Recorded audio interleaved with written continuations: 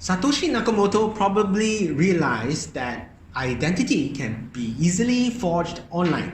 So he believed that the proof of work consensus is probably the best way to qualify identity can be firmly verified to a good extent. In this short explainer video, I discuss on the details and importance of blockchain's proof of work and its ability of lowering verification costs. Hello YouTube, I am Eugene with Blockchain 360. Today is the 4th of July 2019. If you find this topic of discussion interesting, please do watch to the very end of this video.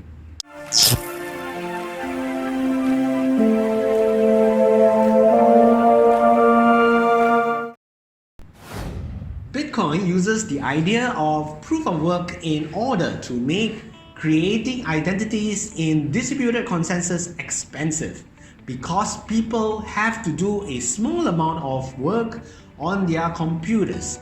They can't just create identities out of nowhere. And so they can't create votes or verification work out of nowhere to vote on different versions of the data ledger. Proof of work uses a construction in cryptography called a hash function. Bitcoin uses hash functions in a pretty interesting way. So in Bitcoin, we have this ledger, the blockchain, which is a sequence of transactions of who's paying whom. These transactions are aggregated together into blocks. These data that we are going to hash. In Bitcoin, we create a hash of the transactions in a block, and that hash is used to identify the block. It's like a fingerprint. It indicates what transactions were in the block. This fingerprint, which being created in an earlier block, is used as part of the data for hashing in the next block following it. This is how the security of a block is linked to the security of the following block, hence the formation of the chain of blocks. To generate these hashes, a lot of work and energy is required. This is the proof of work inside of Bitcoin. The idea here is that because hashes are pretty random, you are going to have to try a lot of different identifier values, also known as a nonce, in order to get the correct hash result. You can't really predict what kind of entry identifier to use in order to get that correct hash value. That's no way to shortcut this process. You just have to keep trying over and over and over again. So once you compute a hash of the block of transactions, it's like a proof that you expended that amount of computational power. This is what's known as proof of work. Now, importantly, each block also includes the hash of the previous block in the blockchain. And this really is important because that hash of the previous block in the blockchain is part of the proof of work for the current block. It makes Bitcoin fairly tamper-proof. This proof of work consensus makes the entire blockchain extremely secure. It is through this proof of work consensus that the verifiers or legitimate miners are identified as previously qualified verifiers. It is this proof of work that makes it very expensive for hackers to pretend that they are legit miners. This blockchain security enhances the use case of blockchain to more profound implications in many applicable industries, which requires this database security and integrity. Blockchain has allowed the scaling of trust, which the internet has not able to.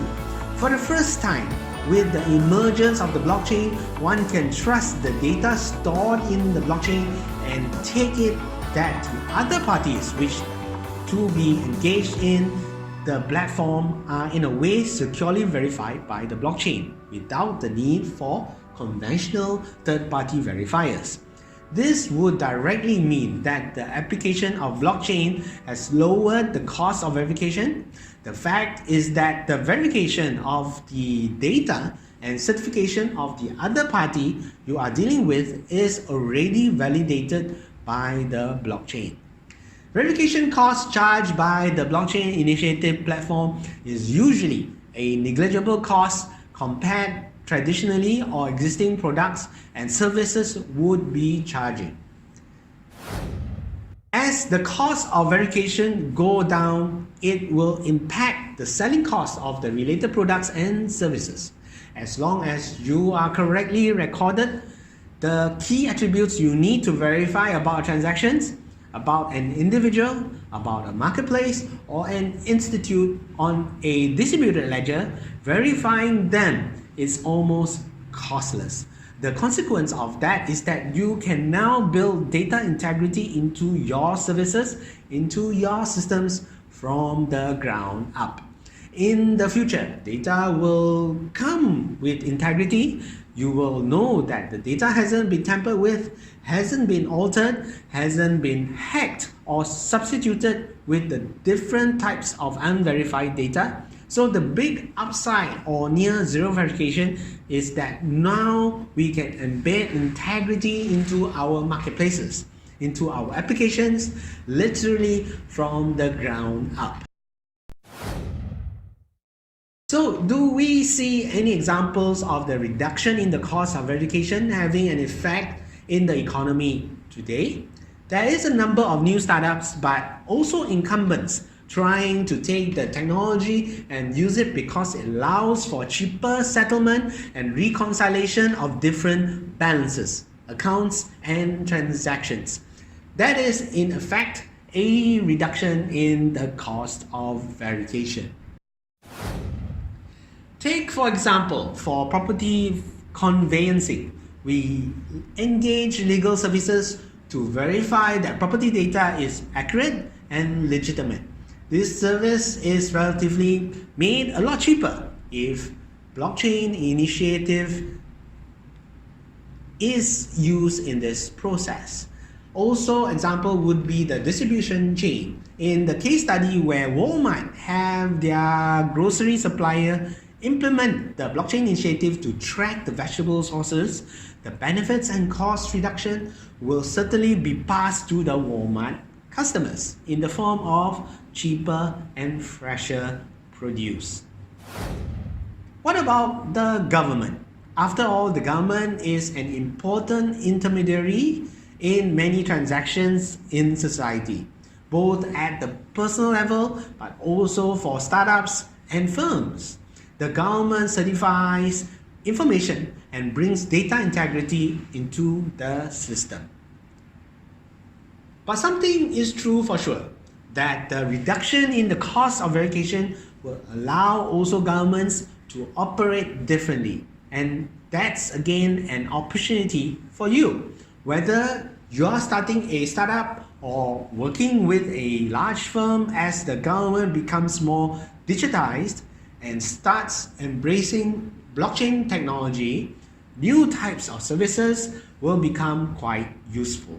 So as the government starts embracing the technology and changing the way it delivers taxation, monetary policy, or even welfare services, you should be thinking, is there an entrepreneurial and innovative opportunity here in how not only we provide complementary services to that, but how we can take advantage of better services provided by the government.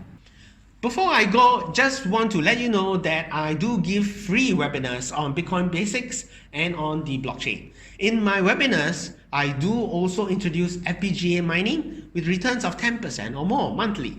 I'm mining with Dunamis. It's transparent, safe, and reliable. The reason it is transparent is because Dunamis is a registered and regulated co-location company in the United States. It does not sell mining contracts as per se, but rather high-capacity security mining space. Therefore, our mining machines, the co-location service, and the low electrical fees of 5 cents per kilowatt hour is charged separately. With the low electrical fees of 5 cents per kilowatt hour, it is then possible to gain more than 10% per month. Do explore my free webinars. The link to the webinar schedules are shown in the description below. That is all we have for this video. I sincerely hope you have enjoyed this sharing. If so, please punch the like button. If you have any comments or questions, please post them below. Until the next video, continue hodling and have a fantastic week ahead. Bye. Blockchain 360.